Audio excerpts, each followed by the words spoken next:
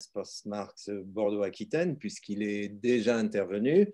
Donc, Alfredo Gómez-Müller est professeur de philosophie à l'université de Tours, université Rabelais, je crois, et prof aussi d'études latino-américaines.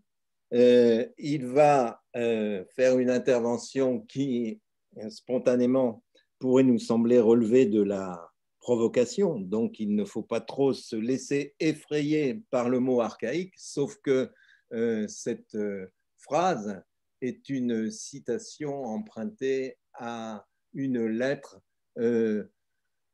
au moins écrite, sinon envoyée par Karl Marx à une correspondante.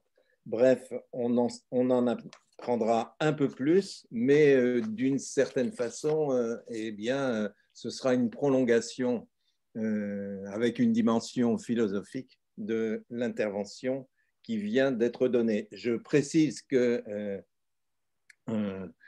l'intervenant a écrit un certain nombre d'ouvrages qui montrent qu'il s'intéresse à des aspects philosophiques extrêmement divers, puisqu'il a écrit sur Sartre, de la nausée à l'engagement, sur Aristote.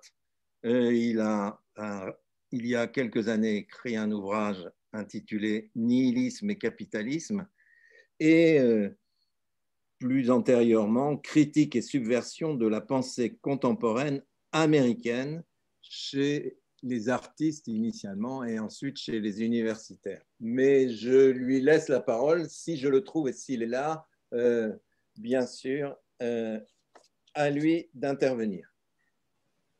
Alfredo, n'oublie pas de couper ton micro. L'ouvrir. Oui, ça va, vous m'écoutez? On t'entend, oui, Alfredo, c'est bon. Merci Vincent et bonjour à toutes et à tous. Donc effectivement, comme dit Vincent, le titre a quelque chose de provocateur, une provocation qui peut passer, entre guillemets, quand on rappelle effectivement que la phrase vient de Marx, c'est de Marx lui-même. Mais le titre de cette intervention nous dit un peu dans quelle perspective nous souhaitons aborder cette phrase de Marx. Je rappelle le titre, l'archaïsme, donc le mot qu'emploie Marx, l'archaïsme dans la critique de la modernité capitaliste et colonialiste. Autrement dit, l'archaïsme ou la catégorie de l'archaïque peut avoir une fonction politique aujourd'hui.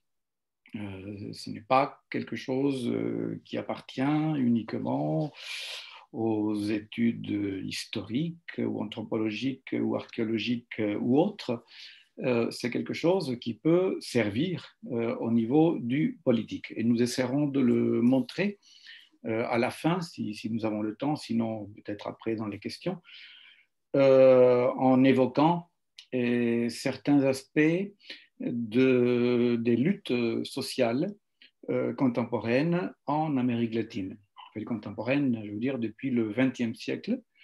Dès cette époque, on voit que cette question de l'archaïsme, entre guillemets, est très présente dans les discours d'émancipation, soit pour rejeter catégoriquement cette catégorie, soit au contraire pour l'explorer, l'interroger et éventuellement l'intégrer à un discours d'émancipation. Alors partons donc du mot de Marx. Donc il ne faut pas trop se laisser effrayer par le mot archaïque. Alors d'abord, il convient d'évoquer un peu le contexte de cette phrase. Donc, comme disait aussi Vincent, cette phrase apparaît dans une lettre, ou plus exactement dans un projet de lettre, à Vera Zasulich. Donc Vera Zasulich, qui a été l'une des grandes figures des luttes sociales et politiques en Russie, au 19e et au 20e. Donc, au départ, elle faisait partie du mouvement des Narodniki, donc les gens du peuple en français. ça n'a rien à voir avec le mot populiste qu'on utilise quelquefois. Ensuite, il a été avec les anarchistes, notamment en Ukraine. Et puis, à la fin de sa vie, il s'est rapproché de Marx lui-même et des marxistes. Et c'est dans ce contexte-là que s'inscrit une lettre qu'elle adresse à Marx en février 1881. Alors, cette lettre porte sur les communautés rurales russes, sur les anciennes communautés rurales ou les communautés rurales traditionnelles russes. Je vous lis un extrait qui me semble le plus important de la lettre que Vera Zasulich adresse à Karl Marx. Elle dit: ces derniers temps, on a prétendu que la communauté rurale était une forme archaïque, était vouée à la ruine par l'histoire. Parmi ceux qui prophétisent une telle issue, certains sont des marxistes, mais marxistes entre guillemets, qui se disent vos disciples. Vous comprenez donc, citoyens, ça fait plaisir de voir quelqu'un qui s'adresse à Marx en lui disant citoyen.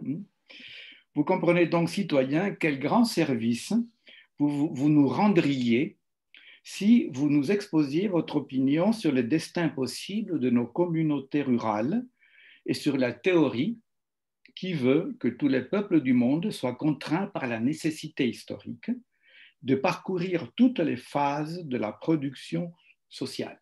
Donc, voilà l'essentiel de la question de Vera Zasulich.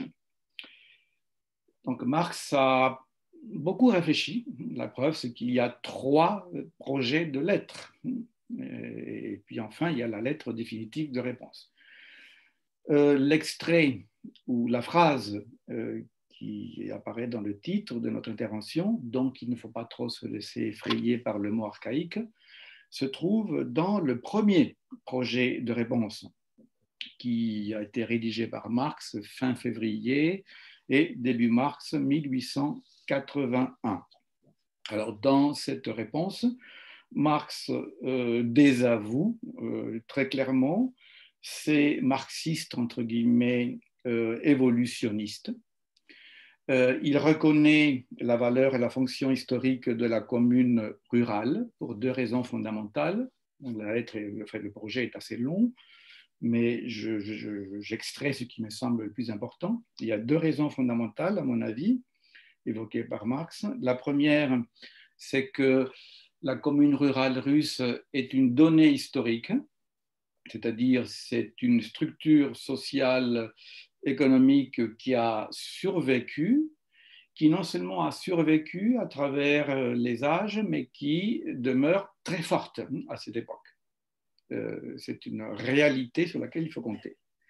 Et la deuxième raison importante qui est évoquée par Marx est la suivante. La commune rurale russe non seulement a survécu au capitalisme, mais en plus, elle trouve le capitalisme en pleine période de crise profonde du capitalisme. Voici J'ai remis les conférences de l'espace. Je continue.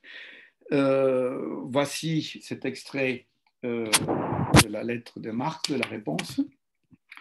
Elle le trouve, donc la communauté rurale russe, elle trouve le système social capitaliste, en un mot, dans une crise qui ne finira que par son élimination, par un retour des sociétés modernes au type archaïque, entre guillemets, de la propriété commune. Donc ici, il y a déjà une indication importante donnée par Marx. Cette crise du capitalisme ne finira que par un retour des sociétés modernes au type archaïque. Donc pour Marx, il n'y a pas de dichotomie entre l'archaïque et le moderne. Il envisage une certaine articulation possible entre ces 2 états de la culture, archaïque et moderne. Et cette articulation se joue sur un thème fondamental pour Marx, à savoir la propriété commune. Donc c'est le critère qui permet de penser cette articulation, la propriété commune.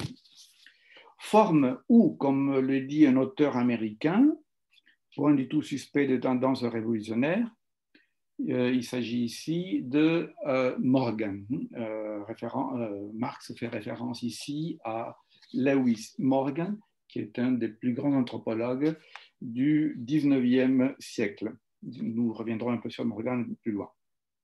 Alors, comme le dit cet auteur américain, et là il cite Morgan, le système nouveau, entre guillemets par Morgan lui-même, cité par Marx, le système nouveau auquel la société moderne tend sera une renaissance, en anglais un revival, dans une forme supérieure d'un type social archaïque. Ça, c'est l'idée de Morgan. La société moderne vers laquelle on tend sera une renaissance dans une forme supérieure d'un type social archaïque.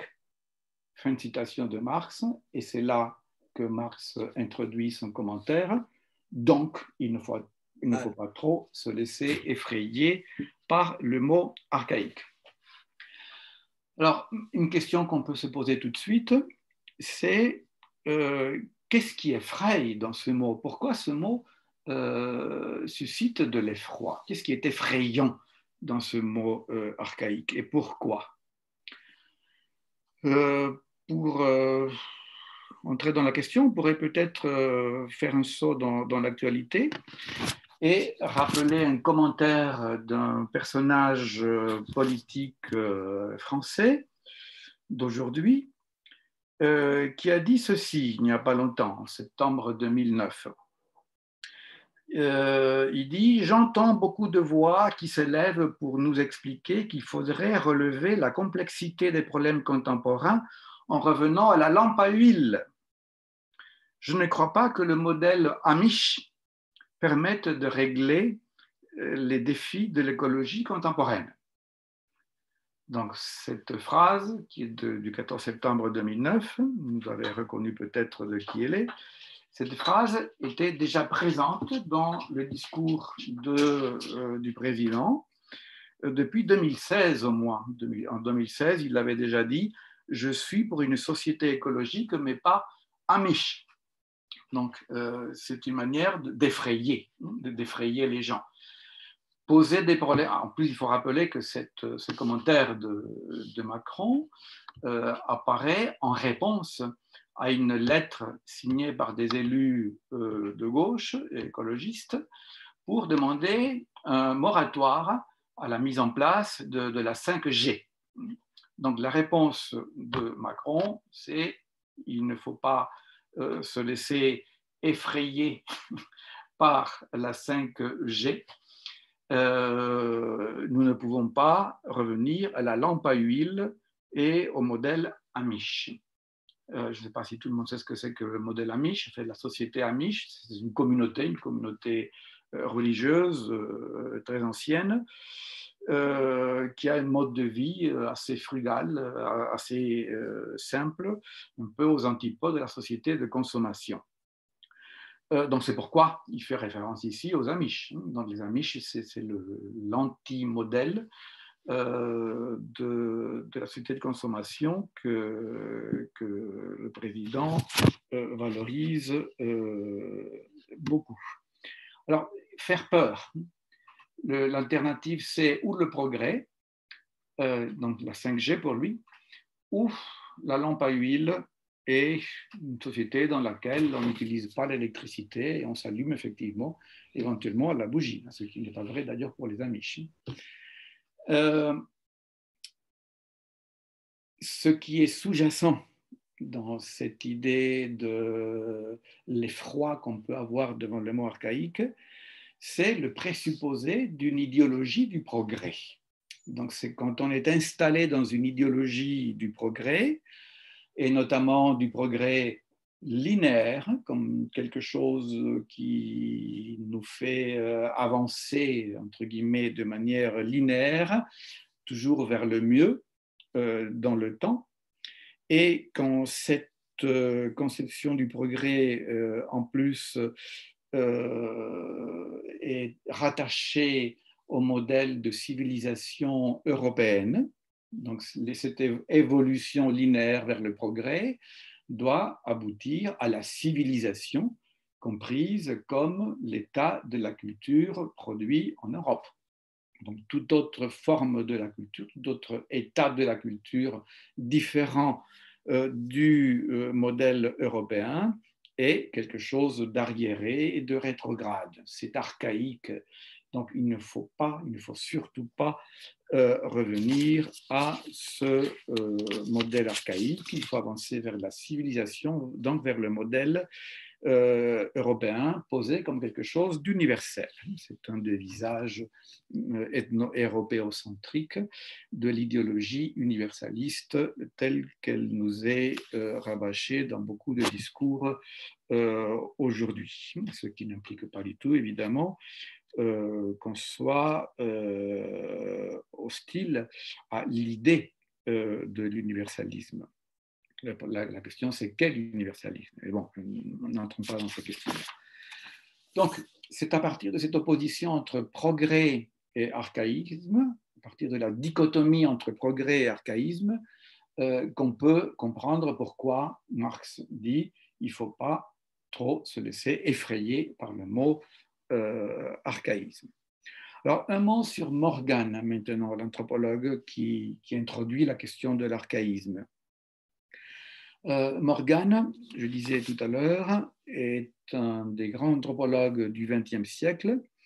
Il est connu notamment par son ouvrage Ancient Society de 1877, qu'on traduit habituellement en français par la société, en fait, la traduction française, c'est la société archaïque, justement.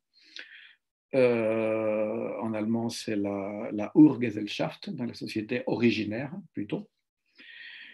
Et cet ouvrage est important. Il a introduit une révolution au niveau scientifique, au niveau anthropologique, qu'on peut résumer, en tout cas on peut évoquer un point qui nous semble central, c'est peut-être pas un résumé, mais c'est quand même le point qui nous semble central, en tout cas pour notre propos aujourd'hui.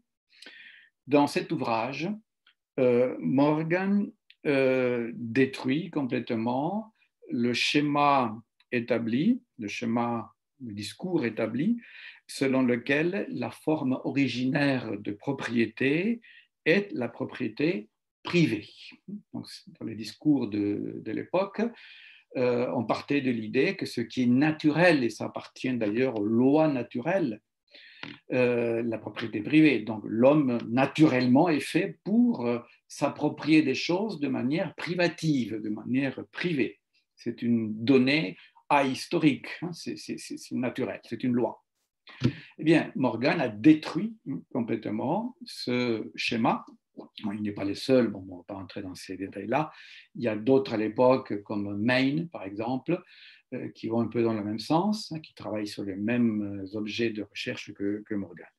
Mais le livre de Morgan est beaucoup plus systématique et ambitieux, et il montre, à partir d'une multiplicité d'études, que ce qui est originaire, c'est le système d'organisation socio-économique qu'il appelle la gens, c'est-à-dire la communauté régie par des liens de réciprocité et d'échange entre des sujets, des individus qui se comprennent comme égaux.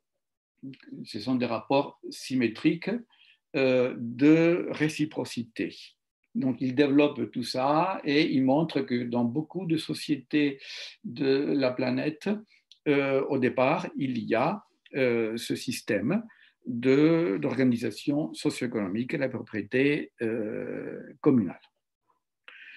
Ce point a été ensuite, au XIXe siècle, au XXe siècle jusqu'à nos jours, a été bien sûr retravaillé, corrigé sur toute une série d'aspects, mais on maintient la découverte fondamentale de Morgan, selon laquelle il existe dans des formes anciennes d'organisation socio-économique un peu partout sur la planète, des systèmes basés sur la réciprocité. Par exemple, l'historien de l'économie Karl Polanyi décrit très bien le mode d'intégration économique basé sur des échanges fondés sur la réciprocité entre des individus symétriques.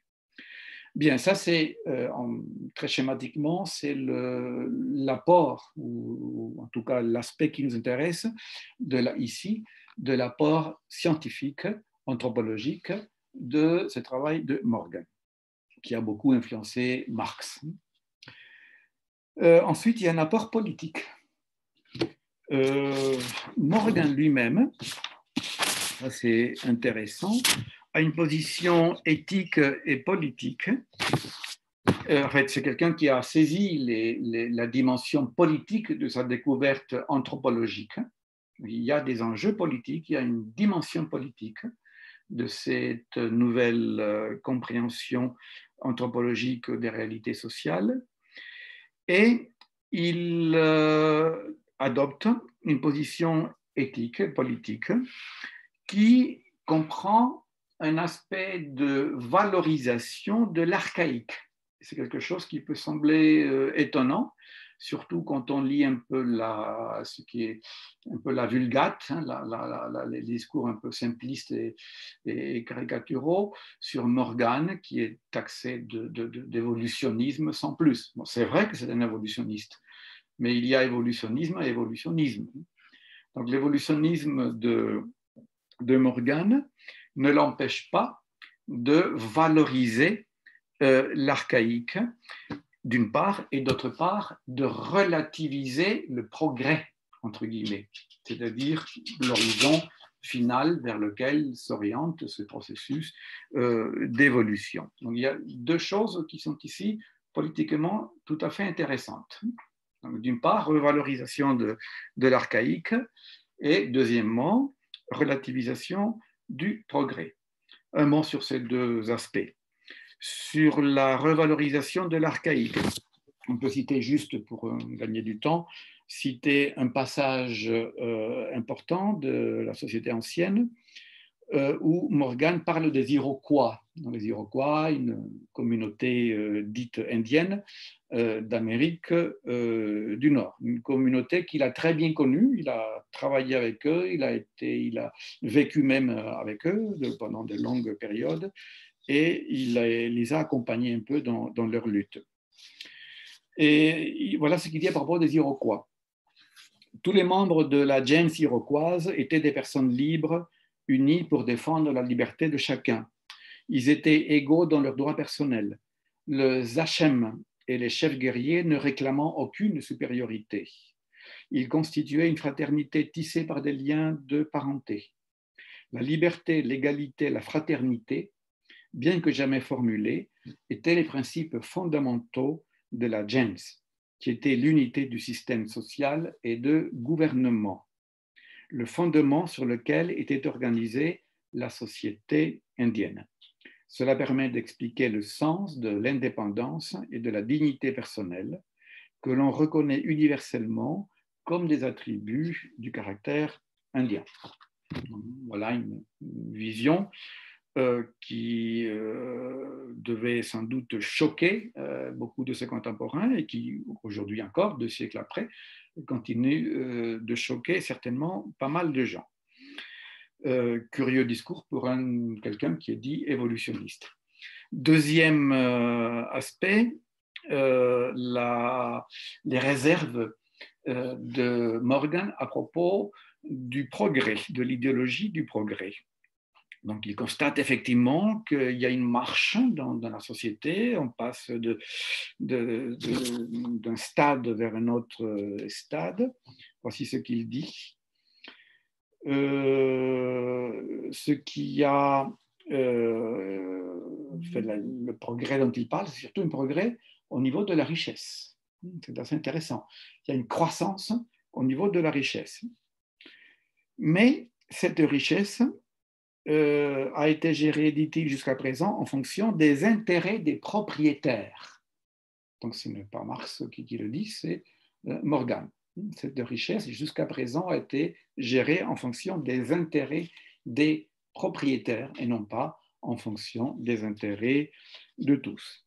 Il ajoute même, il parle en 1877, il dit que la richesse se déploie face au peuple comme un pouvoir incontrôlable. L'expression est de Morgan. Un pouvoir incontrôlable, de sorte, je cite, que l'esprit humain se retrouve perplexe devant ses propres réalisations. Encore plus radicalement, il dit que ce processus de civilisation qui s'exprime essentiellement en termes d'accroissement et de concentration de la richesse a un effet de destruction de la civilisation. L'expression est de Morgan lui-même. Je cite, « La simple quête de richesse n'est pas la destinée finale de l'humanité, du moins tant que le progrès demeure la loi de l'avenir, comme il a été par le passé. » Sur la base de ce diagnostic, ensuite, Morgan signale la nécessité d'une politique de réorientation culturelle permettant de faire revivre, donc le fameux revival que cite Marx, de faire revivre d'une autre manière, je cite, la liberté, l'égalité et la fraternité des gentes, donc des gens, des communautés dites primitives anciennes. Alors évidemment, ce discours a eu un impact politique très important. À l'époque, juste quelques années après, en 1891, Ancient Society est traduit à l'allemand par deux figures importantes du parti social-démocrate allemand, qui était marxiste à l'époque, comme vous savez. C'est Karl Kautsky, ni plus ni moins, et Wilhelm Eichhoff, qui traduisent cet ouvrage, et il lui donne le titre de Urgesellschaft. À la même époque, 1890, Kuno, Heinrich Kuno, qui était aussi membre du Parti social-démocrate et qui était en même temps ethnologue, c'est un des ethnologues les plus importants du 19e siècle également en Allemagne, et qui a travaillé notamment sur les sociétés andines et sur les Incas. Kuno reprend les idées de Morgan, mais il introduit un terme nouveau, le terme de communisme primitif, un terme qui n'apparaît pas chez Marx. Il emploie le terme à propos justement des Incas, de la société Inca ancienne, donc avant l'invasion européenne. Je cite Kuno. « Le droit commun sur la terre, animé par un esprit de solidarité réciproque, n'est autre chose que ce communisme primitif qu'on trouve chez diverses tribus en tant que produit naturel des formes sociales fondées sur les rapports de parenté. » La deuxième partie est une reprise presque textuelle des idées de Morgan. Mais il emploie un mot que Morgan n'emploie pas, communisme primitif. On reviendra. Ah non, je vois que le temps passe.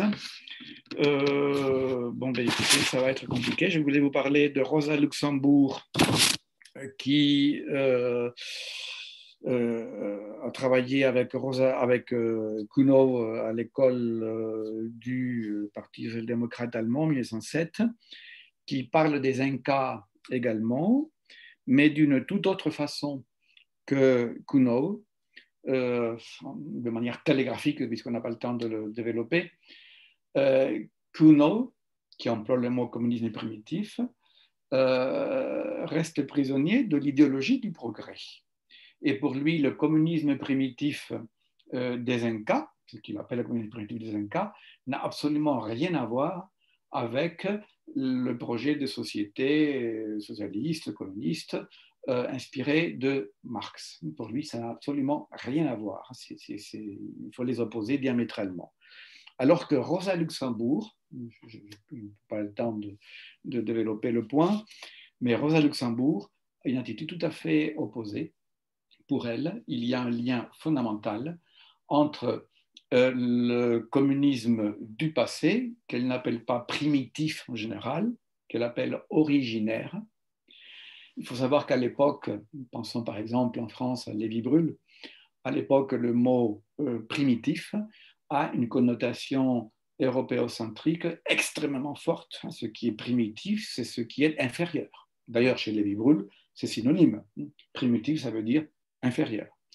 Chez Rosa Luxembourg, le mot utilisé, c'est originaire, ce qui est tout à fait autre chose. Des origines, ce qui est primordial, ce qui est initial. Il n'y a pas ici de jugement de valeur.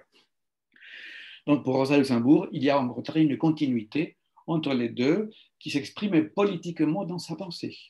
Il y a des éléments de la pensée de Rosa Luxembourg, notamment en fait, l'importance qu'il accorde au Conseil, par exemple, au Conseil ouvrier, à l'autonomie des conseils ouvriers par rapport aux partis politiques.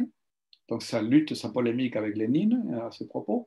Bon, tout ça, c'est cohérent avec sa lecture du communisme ancien, des Incas d'ailleurs.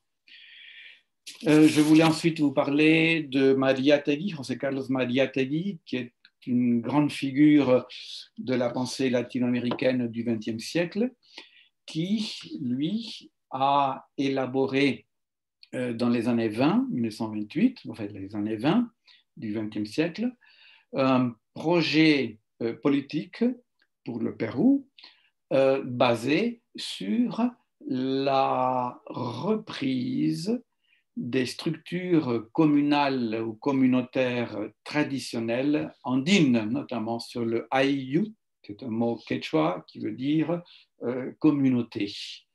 Donc, le ayllu fait partie de ces structures socio-économiques basées sur un système de réciprocité et de redistribution fondé sur le besoin des personnes. Le ayllu n'est pas pour Mariátegui quelque chose de dépassé. Pour lui, il n'y aura pas de socialisme au Pérou, il n'y aura pas de société socialiste au Pérou sans une reprise et un redéploiement de l'archaïque qui prend la forme de l'ayllu. Donc, autrement dit, le projet politique de Mariátegui est un projet qui, à la lettre, actualise l'idée de Marx. Il ne faut pas trop se laisser effrayer par le mot archaïque.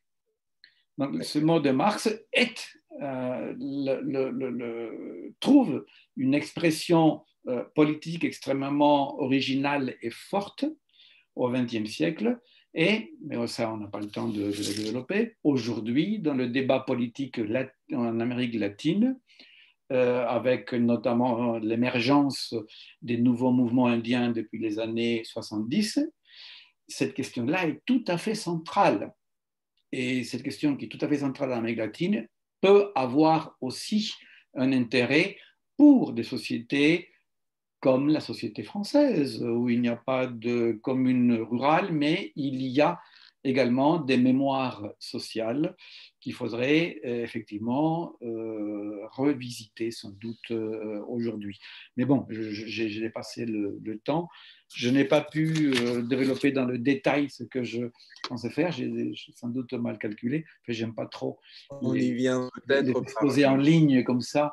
Je préfère la présence. Ça me permet de calculer, d'évaluer plus facilement ce qu'on doit dire.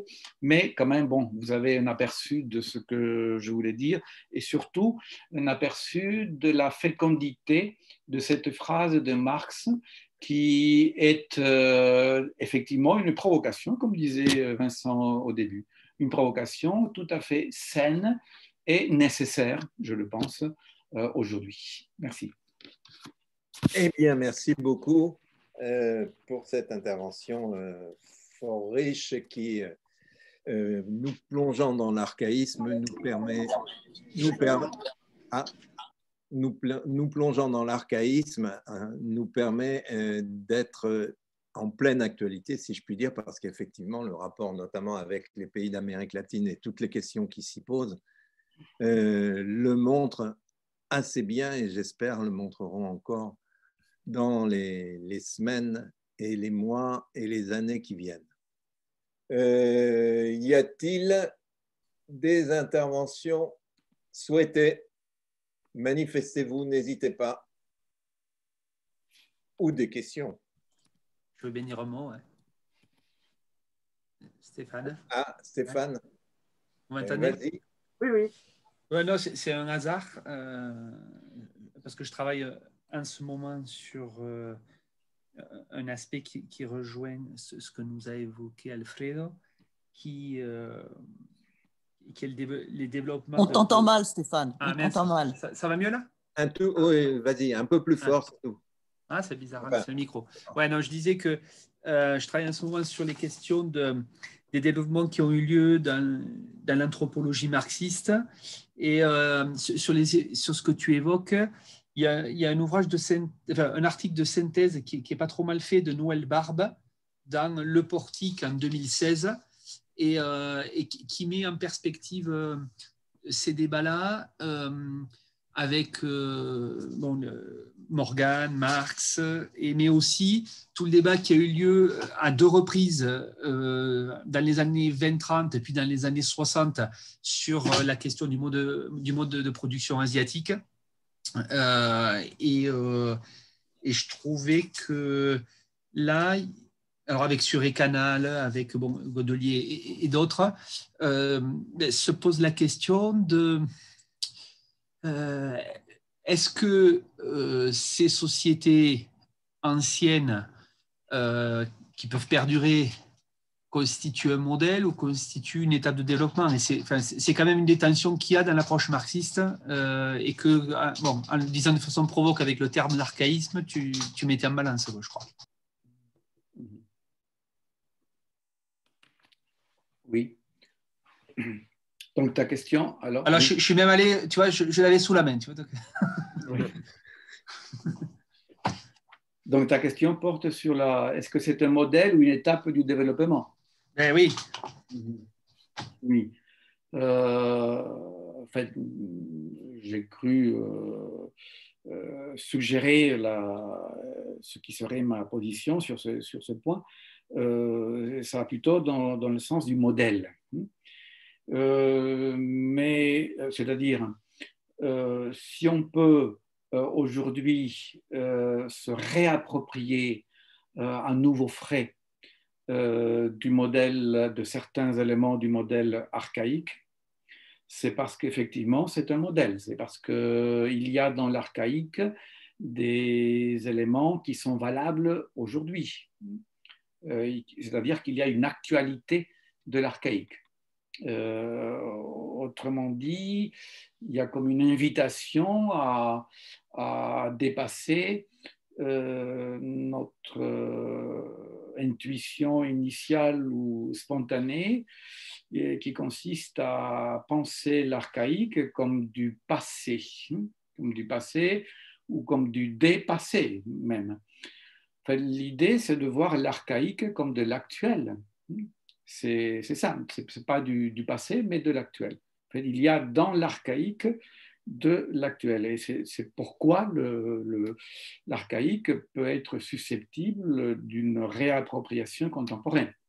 Donc, réappropriation ne veut pas dire reprendre tel quel le modèle archaïque. Donc, effectivement, il y a des formes historiques, des contextes historiques, économiques, qui font que certaines choses du passé ne peuvent pas être reprises aujourd'hui, évidemment.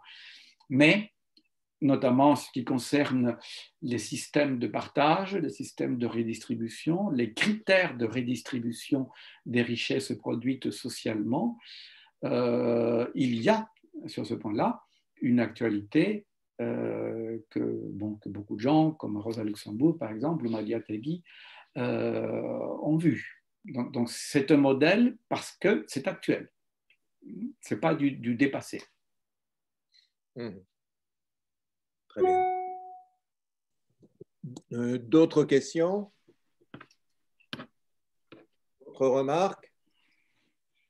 Je pense à un vers du poète Yannis Ritsos qui dit « La répétition jamais n'est répétition », soulignant ainsi à quel point quand l'humain reprend, de toute façon, il reprend, il prend à nouveau, donc il transforme, et d'une certaine manière, alors qu'il donne l'impression d'une forme d'hébétude, eh bien, en reprenant, il réapprend et il réinvente.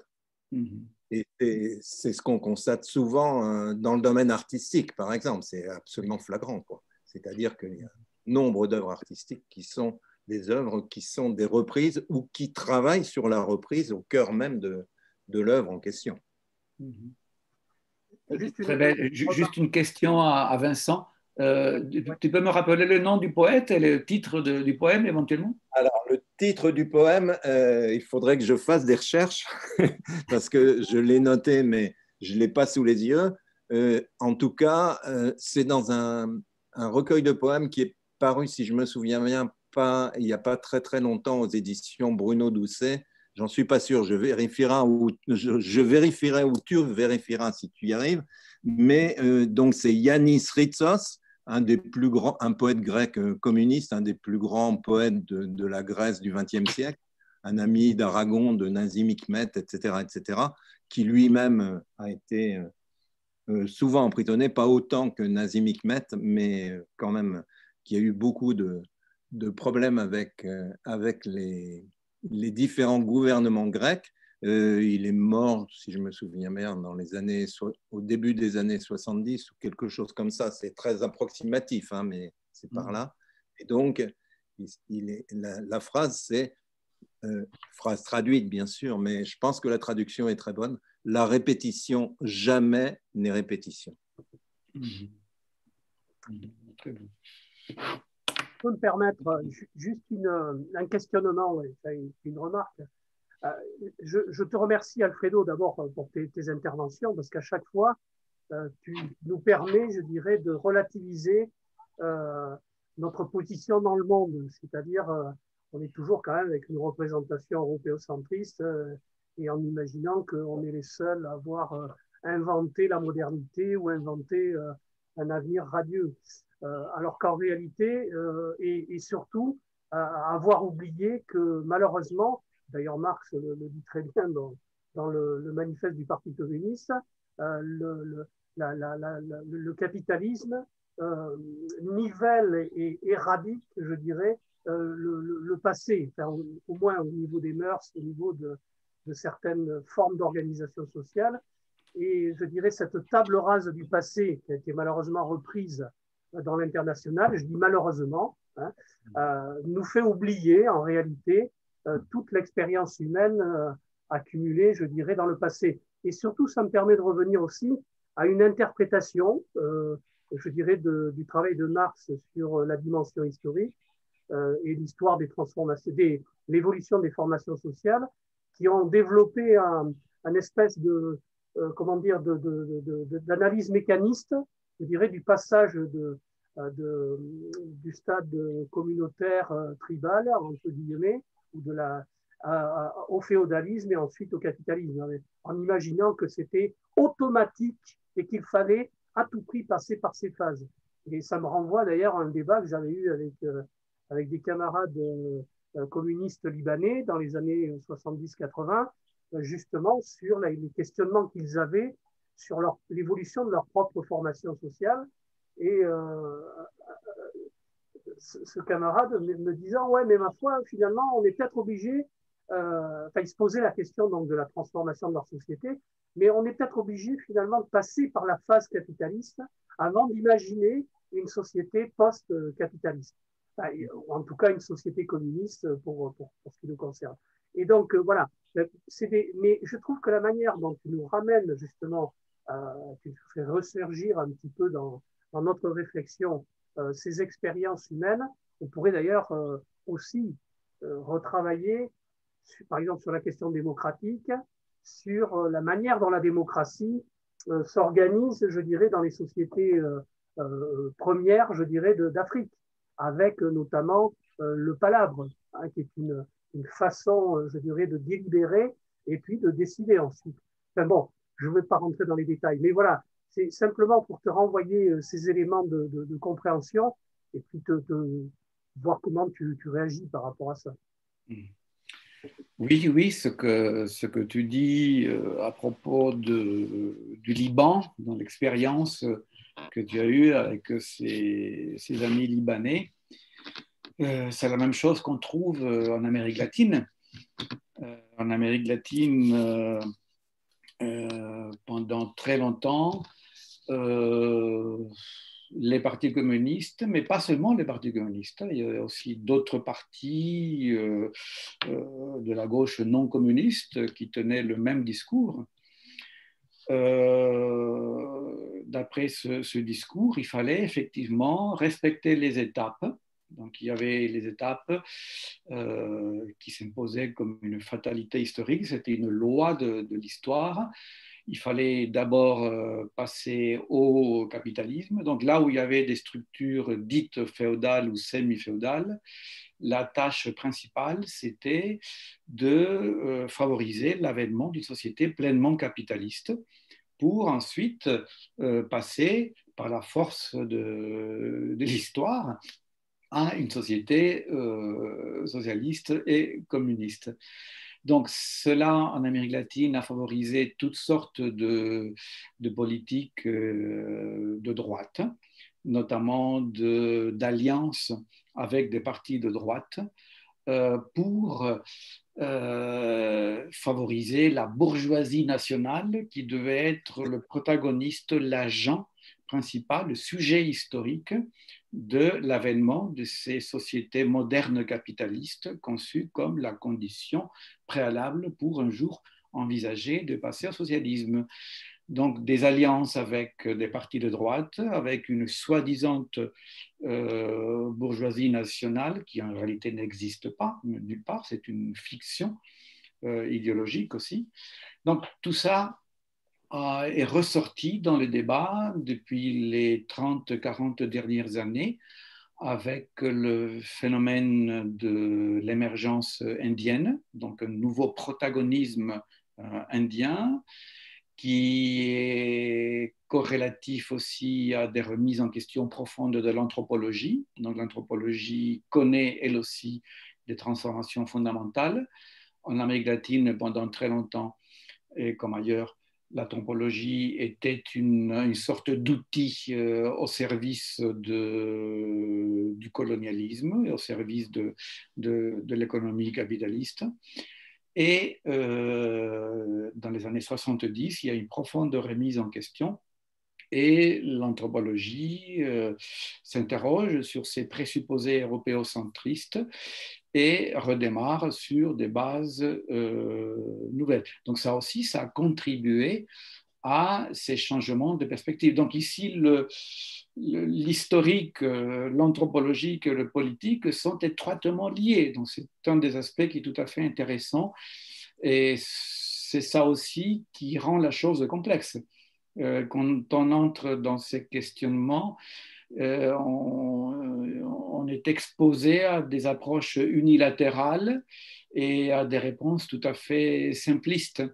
Donc le défi, l'enjeu, c'est d'essayer de garder la complexité, respecter la complexité des choses en intégrant ces différentes dimensions économiques, politiques, historiques, anthropologiques et autres.